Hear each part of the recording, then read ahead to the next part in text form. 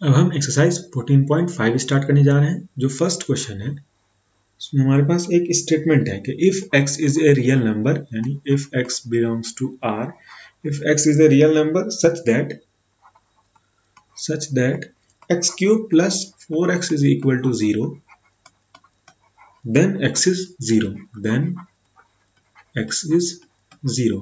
तो हम अगर ध्यान से देखें तो अगेन ये statement if p then q के फॉर्म में है, तो हम यहाँ पर इसे एज्यूम कर लेंगे इफ p देन q, और हमें ट्रू शो करना है कि ये स्टेटमेंट ट्रू है बाय 3 मेथड्स देन क्यू। जो फर्स्ट मेथड है, जो फर्स्ट पार्ट में हमें मेथड यूज करना है वो डायरेक्ट मेथड।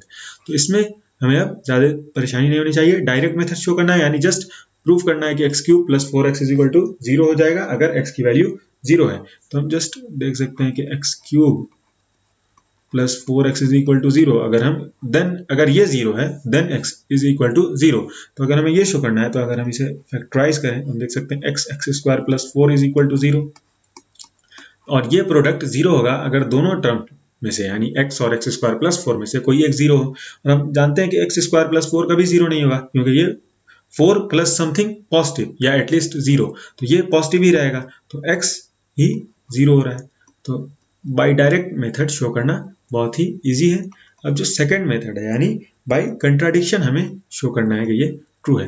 तो पहले हम एज्यूम कर लेंगे कि if x cube plus 4x is equal to 0 then x is not 0, यानी हम ये एज्यूम कर लेंगे कंट्राडिक्ट पहले इन मेथड ऑफ कंट्राडिक्शन हम पहले ये एज्यूम कर लेंगे कि x 0 के बराबर नहीं है, और ये जब हम प्रोसीड करेंगे तो फिर आगे कुछ सब्सिक्वेंट स्टेप्स में हम कंट्राडिक्शन पे अराइव करेंगे, यानी हमारा रिजल्ट कहीं पर गलत हो रहा होगा। तो फिर रिजल्ट गलत होने का मतलब है कि हमारा एजम्पशन गलत था, यानी हमने जो ये एज्यूम किया कि x is not equal to 0 ये गलत है। तो फिर हम इससे ये रिजल्ट निकाल पाएंगे कि ये एजम्पशन गलत है, यानी x is not equal to 0 ये गलत है, तो इसका मतलब x इज इक्वल टू 0। तो सबसे पहले हम इसे प्रोसीड करते हैं। तो अब हमने एज्यूम किया है कि x is not equal to 0 और x को कोई वैल्यू दे देते हैं p सच दैट ये ट्रू हो जाए, यानी x cube plus 4x equal to 0। तो अब अगर x p के बराबर है तो हम लिख सकते हैं p cube plus 4p is equal to 0, या फिर p square plus 4 is equal to 0। अब p 0 के बराबर नहीं है तो इसका मतलब p स्क्वायर p हमने x को असाइन किया है और x 0 के बराबर नहीं है, इसका मतलब p भी 0 के बराबर नहीं है, तो p स्क्वायर प्लस 4 0 के बराबर होगा। लेकिन ये एक कंट्राडिक्शन है क्योंकि p स्क्वायर प्लस 4 कभी भी 0 के बराबर नहीं हो सकता। p स्क्वायर हमेशा कोई पॉजिटिव वैल्यू होगी, क्योंकि हम जस्ट यहाँ पर रियल में बात कर रहे हैं, p कम्प्लेक्स नहीं हो सकता। तो p स्क्वायर कोई पॉजिटिव वैल्यू होगी, और कोई पॉजिटिव वैल्यू को अगर हम 4 में ऐड करेंगे तो वो कभी 0 के बराबर नहीं हो सकता। तो यहाँ पर हम कंट्राडिक्शन पर आएंगे, तो इसका मतलब है कि हम जो एज्यूम किए थे, जो हमारा एजम्पशन था x is not equal to 0 वो गलत था, इसका मतलब x 0 के बराबर है। और अब इस क्वेश्चन के तीसरे पार्ट में हमें बाय मेथड ऑफ कंट्रापोजिशन शो करना है। तो कंट्रापोजिटिव हम जानते हैं, हम जस्ट मेथड ऑफ कंट्रापोजिशन कैसे यूज करेंगे अभी डिस्कस करते हैं। तो जैसे हम जानते हैं कि कोई भी स्टेटमेंट है, जो स्टेटमेंट यहाँ पर है हम जानते हैं इफ p देन q के फॉर्म में है, अभी हमने डिस्कस किया। p हो जाएगा x is a real number such that x cube plus 4x is equal to 0, और q हो जाएगा x इज 0। तो इफ p देन q का अगर हमें कंट्रापोजिटिव लिखना है तो हम लिखते हैं if negation of q then negation of p। तो अगर हम ये शो कर दें कि ये स्टेटमेंट ट्रू है, if negation of q then negation of p, यानी जो ओरिजिनल स्टेटमेंट है उसका अगर कंट्रा पॉजिटिव ट्रू है तो जो स्टेटमेंट है ओरिजिनल स्टेटमेंट वो भी ट्रू होगा। तो हमें जस्ट ये शो करना है, तो यही बाय मेथड ऑफ कंट्रा पोजिशन हो जाएगा, या फिर बाय मेथड ऑफ कंट्रा पॉजिटिव हो जाएगा कि हम बाय कंट्रा पॉजिटिव मेथड से ये शो कर रहे हैं कि स्टेटमेंट ट्रू है। उसके पहले कंट्रा पॉजिटिव को शो कर रहे हैं कि वो ट्रू है, यानी निगेशन ऑफ q इंप्लाइज करेगा निगेशन ऑफ p। तो अब अगर x हम ये अज्यूम कर रहे हैं कि x 0 के बराबर नहीं है, निगेशन ऑफ q q है कि x 0 के बराबर है, लेकिन निगेशन हो जाएगा कि x is not equal to 0। अगर q स्टेटमेंट है कि x इज 0 तो निगेशन होगा x is not equal to 0, और अगर x 0 के बराबर नहीं है तो x into x square plus 4 कभी भी 0 के बराबर नहीं होगा। तो निगेशन ऑफ q इंप्लाई कर रहा है कि p भी सही नहीं है, यानी निगेशन ऑफ p इंप्लाई कर रहा है। जो स्टेटमेंट p है x is a real number such that x cube plus 4x is equal to 0, तो अगर हम निगेशन ऑफ q ले रहे हैं यानी x नॉट इक्वल टू 0, तो ये इंप्लाई कर रहा है कि x क्यूब प्लस 4x भी 0 के बराबर नहीं है। तो हम देख सकते हैं कि इसका कंट्रापोजिटिव ट्रू है, तो बाय मेथड ऑफ कंट्रापोजिटिव ये स्टेटमेंट भी ट्रू हो जाएगा। क्वेश्चन नंबर 2 में हमारे पास जो स्टेटमेंट है कि for any real number a and b a square is equal to b square implies that a is equal to b, इसे प्रूफ करना है कि ये फॉल्स है by giving a counter example. तो काउंटर एग्जांपल का मतलब हम जस्ट कोई एक एग्जांपल ऐसा देंगे a और b का, कोई एक वैल्यू हम ऐसा पुट करेंगे जो इस गिवन स्टेटमेंट को सेटिस्फाई नहीं कर रहा हो, यानी कोई एक वैल्यू अगर हम कोई भी ऐसा a और b का वैल्यू अगर हम असाइन कर देते हैं जो इस स्टेटमेंट को कि a square is equal to b square implies that a is equal to b, इसको अगर सेटिस्फाई नहीं कर रहा है तो ये स्टेटमेंट फॉल्स हो जाएगा। तो अब अगर हम तो वैल्यू लेते हैं, अगर हम a को एज्यूम कर लें 1 है और b की वैल्यू हम एज्यूम कर लें -1, तो हम देख सकते हैं कि a square is equal to b square के बराबर है, क्योंकि a स्क्वायर 1 का स्क्वायर ये भी 1 के बराबर और b का स्क्वायर -1 का स्क्वायर ये भी 1 के बराबर होगा। और according to given statement a square is equal to b square implies that a is equal to b, यानी 1 इज इक्वल टू -1, लेकिन हम जानते हैं कि ये स्टेटमेंट फॉल्स है, 1 -1 के बराबर नहीं हो सकता। तो जो गिवन स्टेटमेंट है कि a for any real numbers a and b a square is equal to b square implies a is equal to b, ये फॉल्स है और हमने ये शो किया by giving a counter example. Question number 3 में एक स्टेटमेंट है और हमें शो करना है कि वो ट्रू है बाय द मेथड ऑफ कंट्रापोजिटिव। तो हम एक स्टेटमेंट पहले भी शो कर चुके हैं एक सेम मेथड से, तो पहले स्टेटमेंट लिख लेते हैं कि if x is an integer, if x is an integer and x square is even and x square is even, then x is also even, then x is also even, यहाँ पर हम also even लिख लेते हैं। तो हम देख सकते हैं कि ये जो स्टेटमेंट है ये if p then q के फॉर्म में, जहां पर p स्टेटमेंट है कि x is an integer and x square is even, और q है x इज ऑल्सो इवन। तो अब अगर हमें बाय मेथड ऑफ कंट्रापोजिटिव ये शो करना है कि ये स्टेटमेंट फॉल्स है, सॉरी ट्रू है, तो जस्ट हम ये शो करेंगे कि if negation of q is true, यानी if q is not true then p is not true, then negation of p। तो अगर हम ये शो कर देते हैं कि if q is not true then p is not true, तो बाय मेथड ऑफ कंट्रापोजिटिव ये भी ट्रू होगा कि इफ p देन q, यानी गिवन स्टेटमेंट ट्रू हो जाएगा। तो इफ नॉट ऑफ q, यानी हम ये एज्यूम कर लेंगे कि ये जो q है x इज ऑल्सो इवन, तो हम ये एज्यूम कर लेंगे कि x इज ऑड। तो हम देख सकते हैं कि अगर x ऑड होगा और x इंटीजर है तो x स्क्वायर कभी इवन नहीं होगा, क्योंकि कोई किसी भी ऑड नंबर का स्क्वायर हमेशा ऑड ही होता है, हम जानते हैं।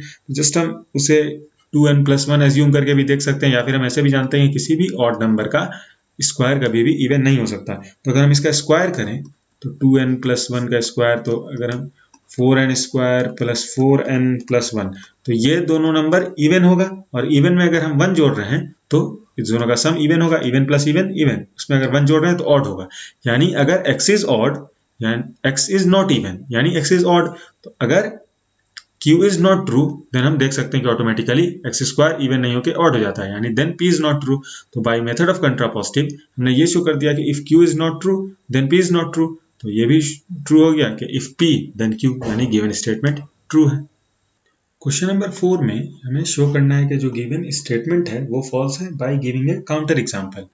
तो जो फर्स्ट पार्ट है उसमें स्टेटमेंट है कि if all the angles of a triangle are equal then the triangle is an obtuse angle triangle.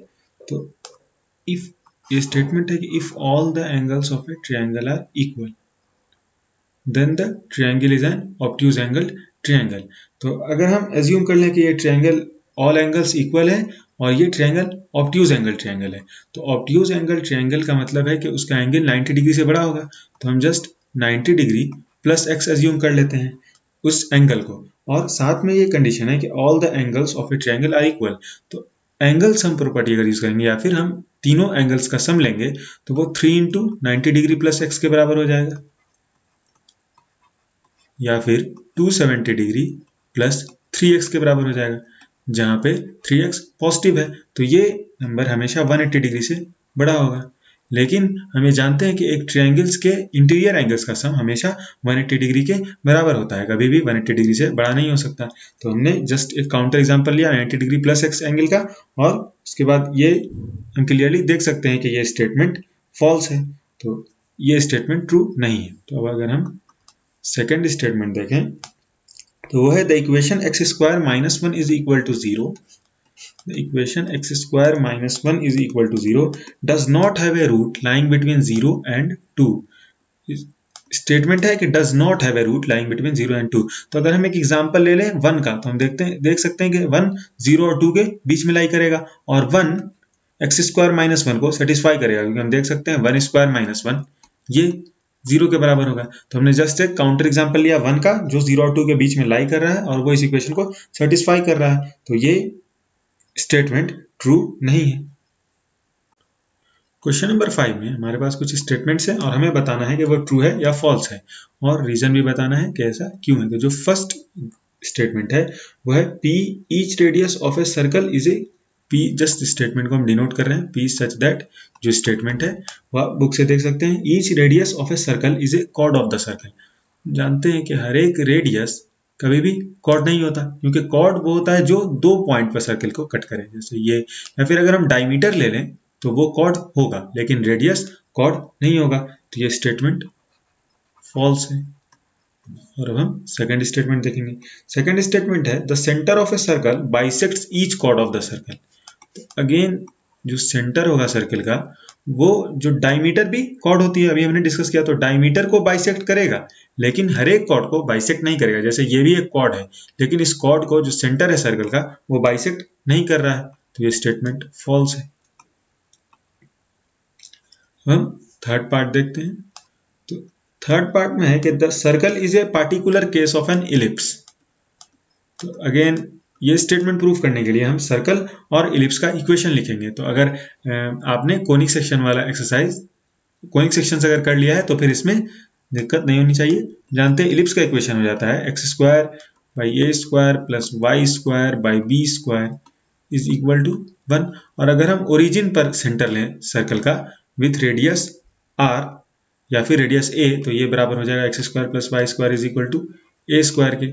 और हम देख सकते हैं कि इलिप्स में एक स्पेशल केस अगर हम ये पुट करें कि बी ए के बराबर हो जाए, तो ये इक्वेशन ट्रांसफॉर्म हो जाएगा इस इक्वेशन में, x square by a square plus y square by a square equal to 1, यानी x square plus y square equal to a square. तो हम देख सकते हैं कि सर्कल स्पेशल का इलिप्स का एक स्पेशल केस है जब बी बराबर हो जाता है ए के।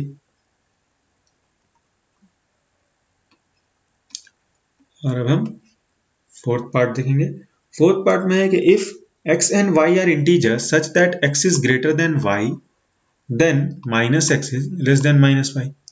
और हम जानते हैं कि ये स्टेटमेंट ट्रू है बाय लॉ ऑफ इनइक्वालिटी से। कोई भी दो इंटीजर है, 5 अगर बड़ा है 3 से, हम जानते हैं -3 छोटा होगा